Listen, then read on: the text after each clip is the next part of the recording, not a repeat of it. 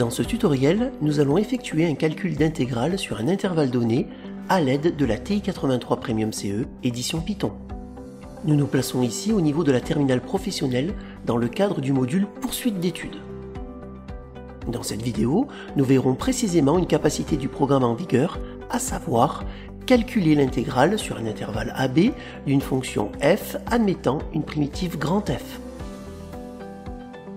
Voici la situation déclenchante que nous allons développer ici. Une entreprise de maçonnerie doit enduire la façade arrière d'un hangar. La structure métallique du toit qui délimite la façade est un arc de cercle défini par la fonction f de x égale 18 moins x au carré sur 18 sur l'intervalle moins 18, 18. Les codes sont donnés en mètres.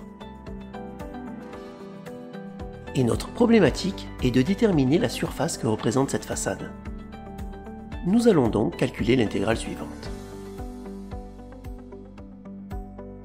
Voici une proposition de résolution. Tout d'abord, on clique sur la touche fx pour rentrer l'expression de la fonction f.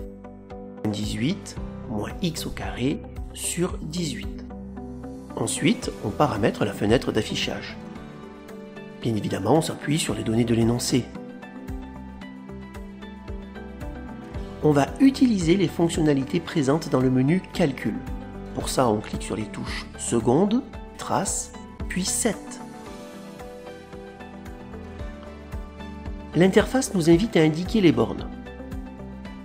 D'abord la borne inférieure, moins 18, puis la borne supérieure, 18. On observe ainsi la représentation graphique et au-dessous de celle-ci, on obtient le résultat de l'intégrale, à savoir 432 unités d'air, donc, dans ce cas précis, 432 mètres carrés. Cette valeur trouvée nous permet de répondre à la problématique en estimant que la surface du hangar à peindre est de 432 mètres carrés. A noter qu'il est également possible de retrouver ce résultat à l'aide d'une fonctionnalité dédiée de la machine. En effet, en appuyant sur les touches suivantes, on peut effectuer le calcul directement.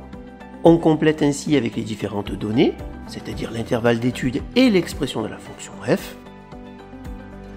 Et bien sûr, on obtient le même résultat. Ce tutoriel touche donc à sa fin. Merci de l'avoir suivi. À bientôt pour de nouveaux tutos avec la TI-83 Premium CE édition Python.